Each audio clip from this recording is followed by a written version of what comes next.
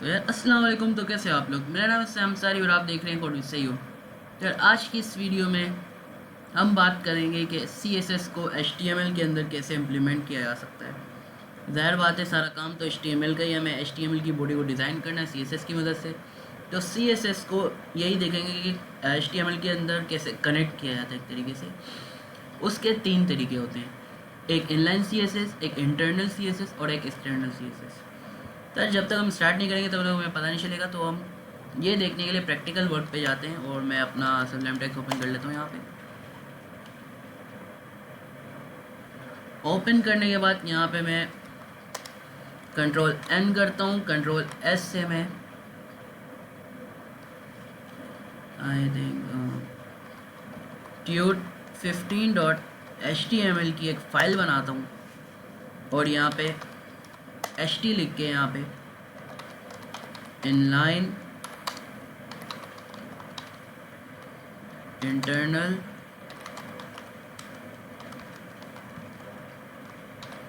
External ये लिख के यहाँ पे कंट्रोल S करके मैं कॉपी फाइल बात और इसे मैं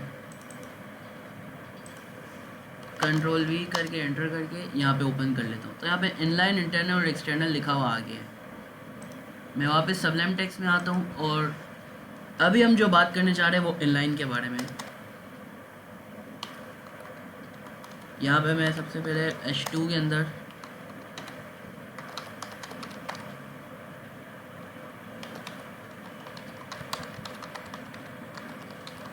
एक्सटर्नल लिख लेता हूँ कंट्रोल S करके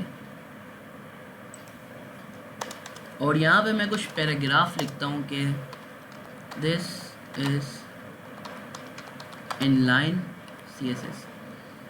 ये मैंने कुछ पैराग्राफ लिखा दिस इज इनलाइन CSS का ऊपर भी मैं कमेंट आउट करके बता देता हूँ दिस इज इनलाइन CSS। यहाँ पे मैं कंट्रोल करता हूँ तो यार अभी सिंपली यहाँ पे जो आपको पता है कि लिखा हुआ आ जाएगा कि this is inline CSS। I think so comment नहीं किया था इसको तभी ऐसा लिखा हुआ है। तो यहाँ पे सिर्फ लिखा हुआ गया दिस इज इनलाइन CSS। अभी अगर मुझे CSS लिखनी हो तो याद होगा मैंने बहुत पहली वीडियो में, शायद फॉर्म की वीडियो में मैंने एक टैग का इस्तेमाल, एट्रीब्यूट का इस्तेमाल किया था स्टाइल का। ये एक ऐसा एट्रीब्यूट है जो कि CSS को ही डिफ़ाइन करता है और जिसे हम इनलाइन CSS के नाम से भी जानते हैं। अगर मैं यहाँ पे कलर रेड लिखूँ और यहाँ पे सेमीकोलन डाल लेता हूँ, कंट्रोल S करूँ तो यार ये रेड हो चुका है। इसका मतलब है कि ये CSS है और इसे इनलाइन CSS कहते हैं। अगर मैं यहाँ पे कुछ और लिखना चाहूँ जैसे बैकग्राउंड या फिर बैकग्राउंड कलर, यहाँ पे मैं सिल्वर दे दूँ मिसाल के तौर पे, ऐसे ही दे रहा हूँ। आई थिंक सो कोई मसला वसला नहीं हो गया, नहीं हुआ मसला भाई।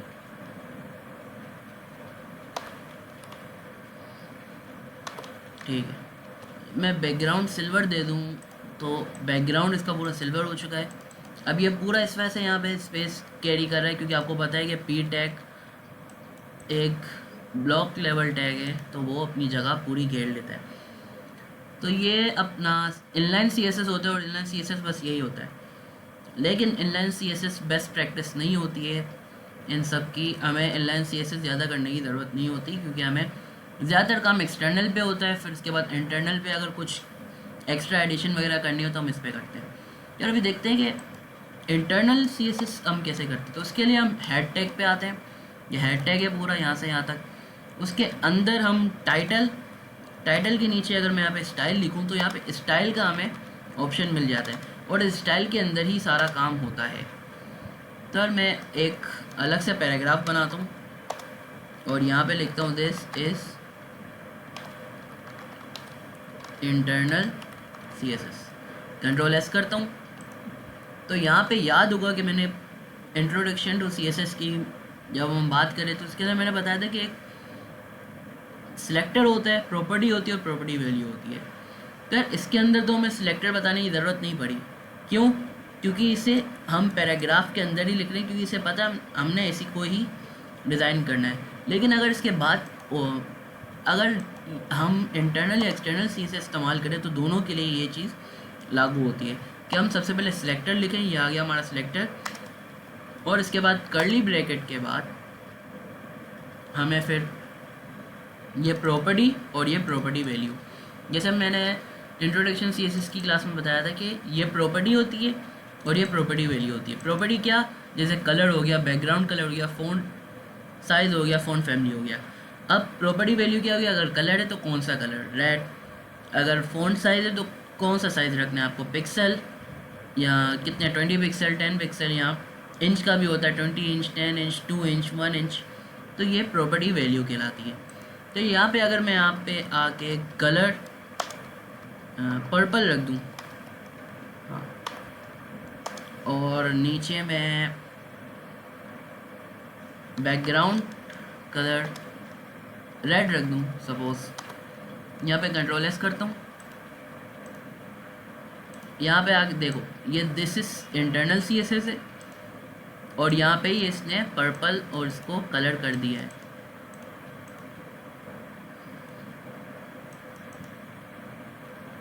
अब एक बात आप गौर करो कि यार अगर मैं इसको कमेंट आउट कर दूं, सिर्फ स्टाइल वाले को मैं कमेंट आउट कर दूं, आई थिंक सो नहीं हुआ, कंट्रोल Z, या फिर अगर मैं फोर सपोज के मैं इसे हटा दूं, कंट्रोल S करता हूं, तो ये पूरे को इसने पूरे को ही कर दिया, जैसे क्योंकि हमने इसकी सिलेक्टर टाइप P दी थी, तो PR इसमें भी इस्तेमाल हो रहा है और इसमें भी इस्तेमाल हो रहा है। लेकिन अगर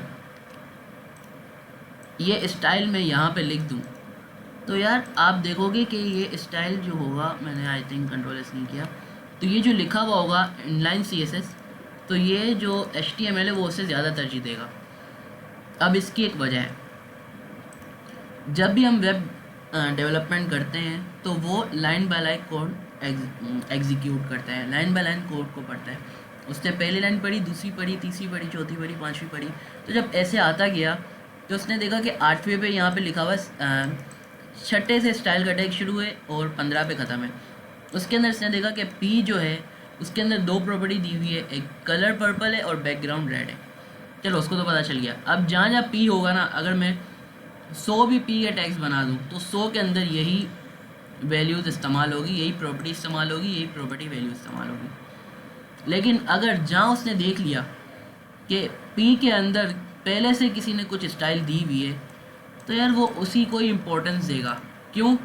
क्योंकि लाइन बाय लाइन एग्जीक्यूशन करता है। उसने ऐसा नहीं है कि यार उसने ये वाली प्रॉपर्टी इस पर ना लगाई हो, सबसे पहले इसने ये वाली प्रॉपर्टी इसी पे लगाई होगी, लेकिन जब बाद में इसने देखा कि P के साथ इंटरनल CSS के अंदर कुछ अप्लाई हुआ है, तो यार सिर्फ वो वही बताएगा क्योंकि इसका काम है वो करना। लेकिन अगर मैं यहाँ से सिल्वर जो है बैकग्राउंड जो है वो रिमूव कर दूँ, कंट्रोल एस, तो ये बैकग्राउंड जो है वो रेड देगा। यहाँ से मैं बैकग्राउंड चेंज कर देता हूँ, यहाँ से मैं बैकग्राउंड येलो कर देता हूँ ताकि आप कंफ्यूज ना हो। तो यार बैकग्राउंड तो ये येलो देगा, लेकिन कलर्स ने चेंज नहीं किया।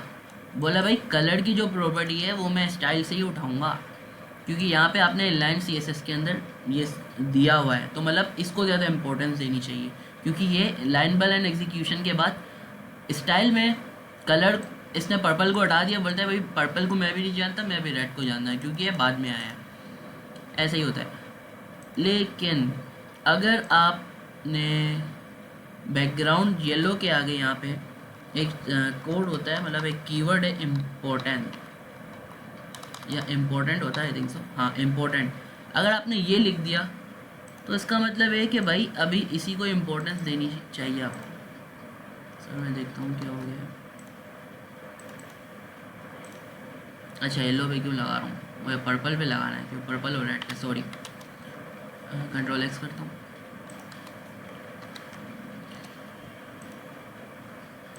तो यार ये देखो इसने अभी पर्पल को इम्पोर्टेंस दी। क्यों? क्योंकि यहाँ पे हमने बताया कि यार आपको इसको इम्पोर्टेंट देनी है। आगे नीचे चाहे कुछ भी है, लेकिन आपने कलर पर्पल ही रखना है P का, इसको चेंज नहीं करना। ये इम्पोर्टेंस हो गई। तो यार यही दो चीज़ होती है। और एक चीज़ का और भी हमने ध्यान रखना होता है कि कलर के बाद हमेशा कॉलन आता है, फिर कॉलन के बाद ये मैं आपको नीचे से समझाता हूँ। सिंपल ये प्रॉपर्टी, फिर इसके बाद कॉलन आएगा, फिर प्रॉपर्टी वैल्यू होगी और फिर सेमी कॉलन आएगा। ये इसका बेसिक स्ट्रक्चर है और ये आना ज़रूरी है, क्योंकि लोग जो है वो सेमी कॉलन लगाना बाद में भूल जाते हैं जल्दी जल्दी में, और ये बहुत गलत बात है, हमेशा लगाना चाहिए। तो यार हमने अभी सीखा कि इंटरनल और एक्सटर्नल CSS क्या होता है। तो यार अभी हम आते हैं इनलाइन और इंटरनल CSS क्या होता है। अभी हम आते हैं एक्सटर्नल पे। तो मैं यहाँ पे वापस से P का टैग लिखता हूँ और ये लिखता हूँ दिस इज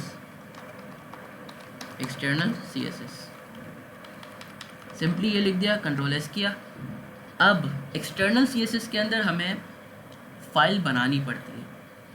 अब वो फाइल कैसे बनाते हैं, मैं यहाँ पे कंट्रोल S करता हूँ, कंट्रोल S करता हूँ।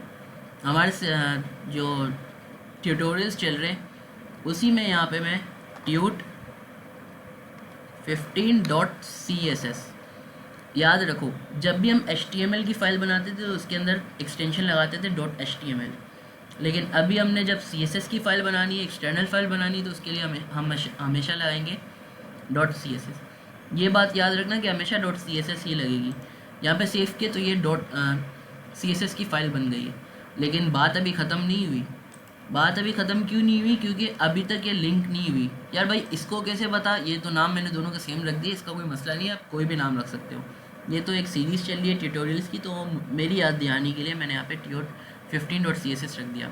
आप यहाँ पे सयाम रख सकते हो, जो भी नाम, पाकिस्तान, कराची, मुल्तान, लाहौर। आज वैसे इन दोनों का मैच भी है सेमीफाइनल का। तो अब मेन चीज़ है कि हम इसको कनेक्ट कैसे करें, ज्वाइन कैसे करें। तो उसके लिए हम यहाँ पे सबसे पहले लिखेंगे लिंक। लिंक एक टैग है जिसके अंदर हम, जो कि ये भी हेड में लिखा जाता है, ये भी याद रखना कि ये भी हेड में लिखा जाता है। और ये जो href है इसके अंदर हम लिखते हैं अपनी फाइल नेम। ये जैसे tut15.css है, ये लिखते हैं।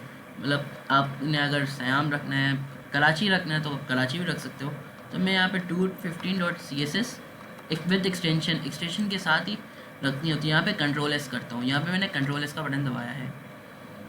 तो सबसे पहले मैं इसे कमेंट आउट कर देता हूँ, वरना बाद में मसला ना हो, क्योंकि बाद में मसला हो सकता है। इस वजह से मैंने दिन से पता नहीं क्या मसला है ये।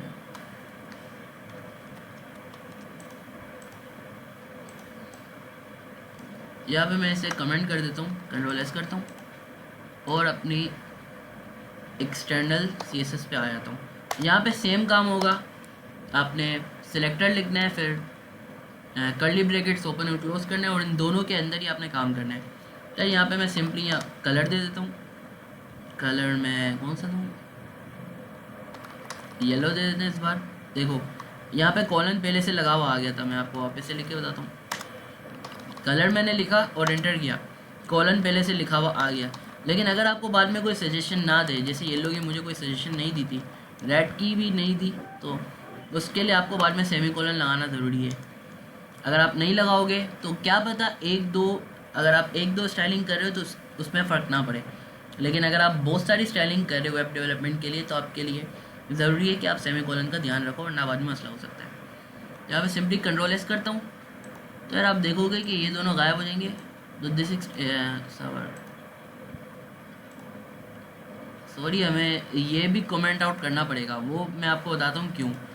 क्योंकि भाई इसने सबसे पहले 1 2 3 4 5 6 7 8 इसने पहले पढ़ा कि यार यहाँ पे एक्सटर्नल CSS की लिंक दी हुई है। लेकिन इससे बाद में ये भी देखा कि आप स्टाइलिंग दी हुई है, स्टाइलिंग में भी पैराग्राफ का एक टैग है जिसके अंदर ये लिखी हुई है। तो यार इसने इसको इम्पोर्टेंस दी और यार उसको हटा दिया। तो यार मैं सिंपली सबसे पहले इम्पोर्टेंट हटा दूँ, वरना ऐसी कोई देगा।